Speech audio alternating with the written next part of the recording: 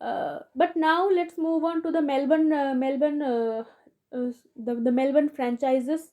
And yes, I mean these two are really people's favorite. You can say these two Melbourne franchises. Melbourne Stars, leading by Meg Lanning, Australia skipper. Meg Lanning, the legend, the goat. What you can say more about her? So Meg Lanning, I mean, it was one of the. I mean, she is going through one of the lowest point of her career, I will say, and it is really, I mean, one of the alarming thing for opponent, because she will come back. That's for sure. So beware of Meg Lanning, because even Herman was going through a really bad patch, but now see her, she performed what we expect from her. I mean that her monster we actually saw in her. So uh, yes, but I mean, Melbourne Stars, what was their team last season? They had Alana King, Melbourne. Then they had that English pair, Catherine Brunt and Nat Seaver. Then they had Minion Dupree, but all were not here this season, and they picked Kim Garth, Maya Busher, uh, and Lindsay Smith. So, I mean, Lindsay Smith. I mean, Kim Garth and Maya Boucher actually performed well. Even this young attack. I mean, this team was actually the weakest team on paper. We can say. But with Meg Lanning's captain, they actually performed really well. I mean, I really couldn't expect this kind of performance from this team, but they actually performed well and proved me wrong. So, but their issue was actually they were heavily dependent on Elise Villani and Meg Lanning in batting. And of course, Annabelle Sutherland, I feel she's, I mean, the way they utilized her at the top, she is not that kind of a batter. So uh, that's why I mean, they actually missed a good opener, I feel. And but Maya Busher, Kim Garth, all actually performed really well with the bat, with the ball in the middle order. And and Tess Flintoff was really, I mean, she was really impressive. And Erin Osborne, Osborne's, it was the last season for her. So I mean, it was a good season, and I will give them a marks of 10. I mean, out of 10, I will give them 7. They actually performed well, the way I expected. And Renegades, yeah, Renegades.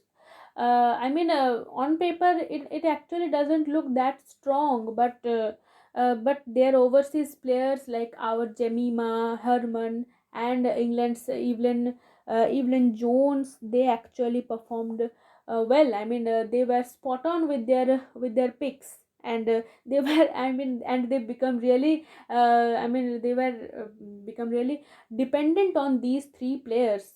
But again, they are, I mean, just like Sydney Sixers, Renegades also didn't utilize Evelyn Jones well. She is an opener, and but they played her at the middle order. And they and also, like, uh, they, I mean, but other than that, batters like Josie Dooley, then Jess Duffin, all were really good. Jess Duffin come back after, uh, I mean, she wasn't in the last season. So, and Courtney Webb, they actually, Carly Leeson, they were good. I mean, I would say they were decent. But and yeah, Georgia Wareham, I mean, she actually got injured. So They missed her. And but Captain Sophie Molyneux was really spot on with her captaincy, and of course Herman helped her a lot. But Sophie Molyneux with her bowling, with her captaincy, was good.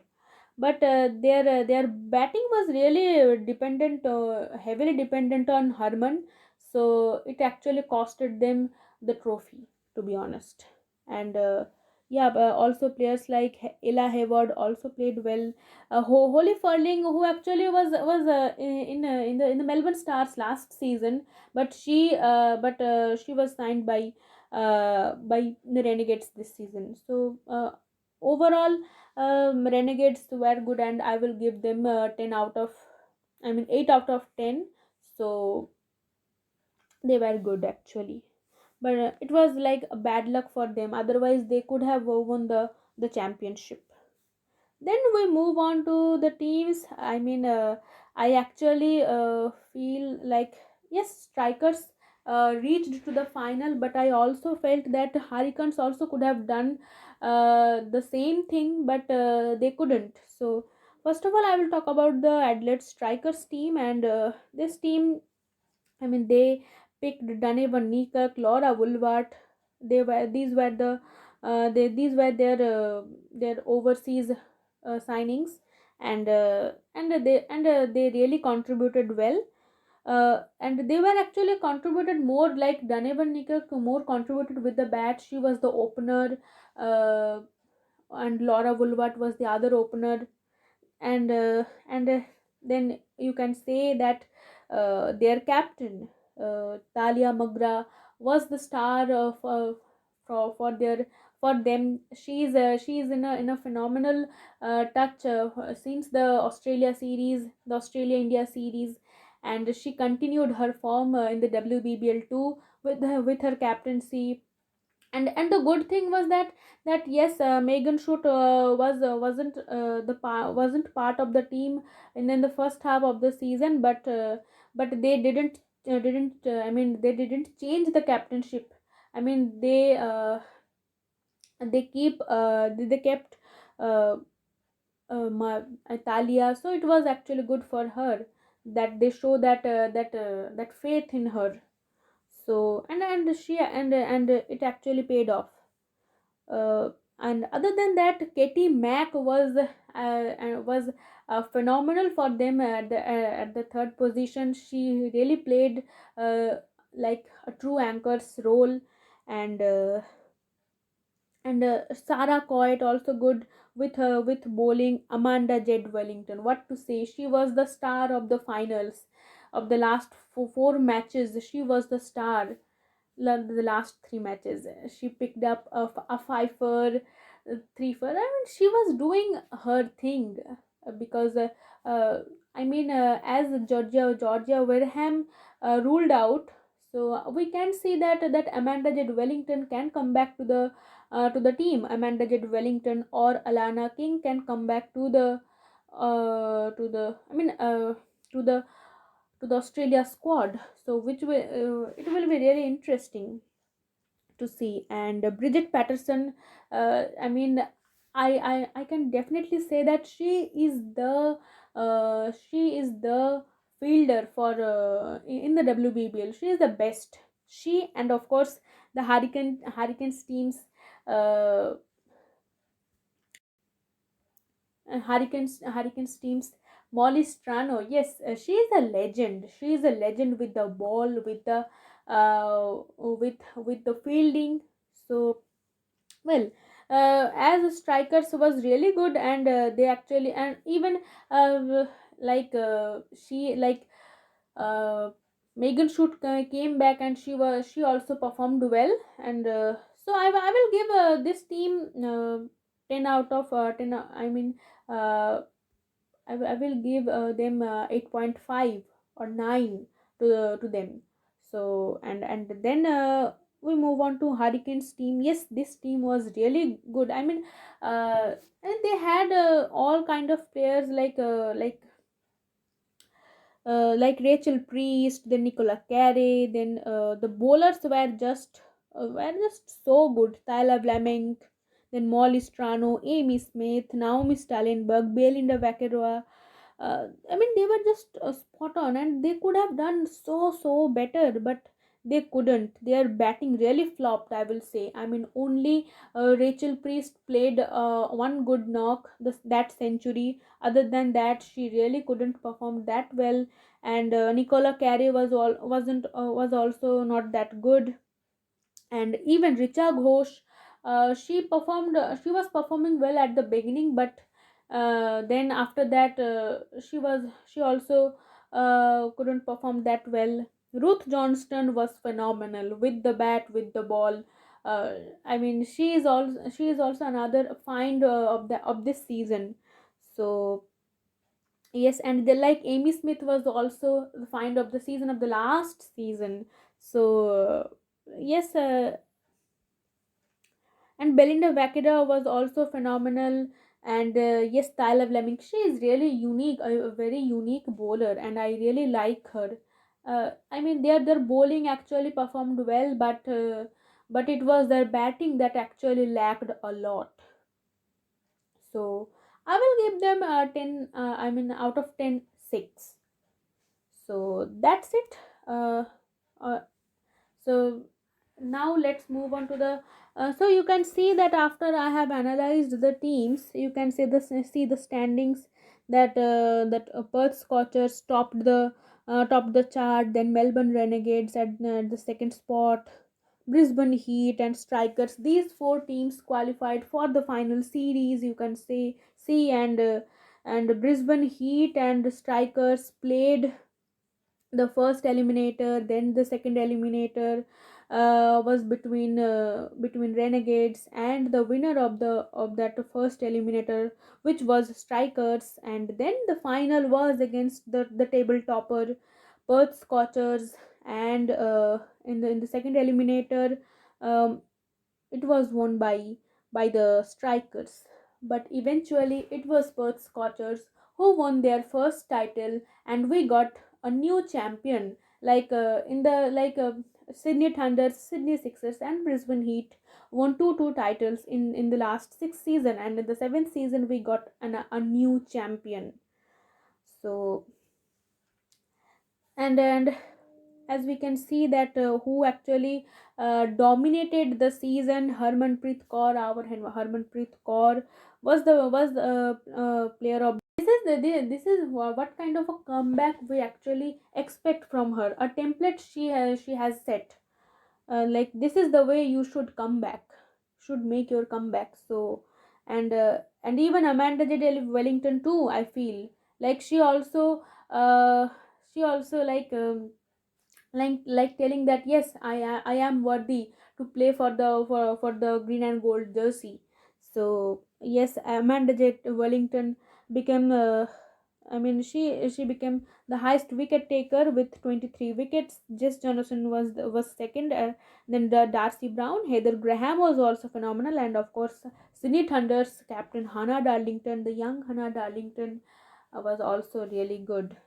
And and it is this year is Beth Mooney's year. I mean, she really and she won everything. Like, uh, she won the WNCL,